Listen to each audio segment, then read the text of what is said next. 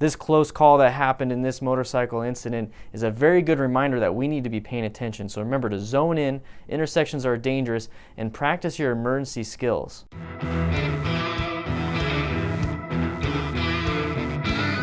At the end of this month, I'll be participating in the Distinguished Gentleman's Ride, and during this time, I am raising money for men's mental health and prostate cancer research. If you would like to donate to this wonderful cause, please click the link in the description or participate in a ride near you. I'll be participating in the Tucson ride, so if you're here locally or you want to travel, let's go ahead and hang out and meet up and have a great time. Oh, holy!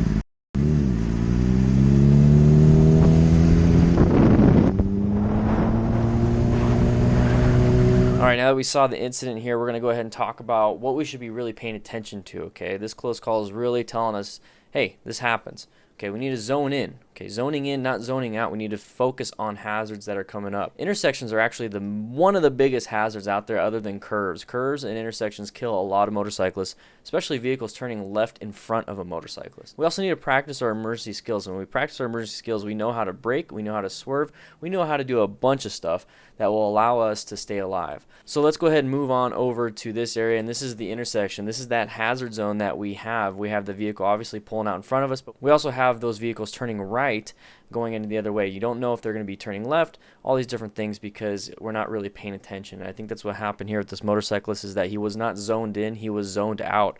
And if you notice, when we go back a little bit, you see how far away that car starts to move. So about this point is when that car is like, okay, you're a potential hazard, you're locked and loaded, and now I'm watching you. Oh, I see you starting to move a little bit. He's actually inside the intersection. It's like, this is going to be a hazard for me. So remember, search, evaluate, execute. C. Search, evaluate, execute. This is something you learn in the MSF. This is something that you should really be focusing on this particular incident. We need to search for the hazard, we need to evaluate it if it's a hazard, and then we need to execute evasive maneuvers if it is needed.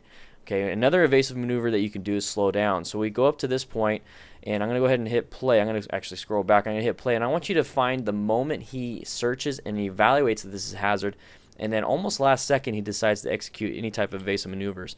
So right here he's looking, oh, there's the evasive maneuvers, the evaluation of everything, but this is way too close. You're already almost in the intersection. If we scroll back just a little bit, he's basically in the intersection when he applies any type of braking or any type of evasive maneuvers. We need to start seeing these hazards well ahead of time. About right here is when I would start to notice, hey, this guy is coming into my lane.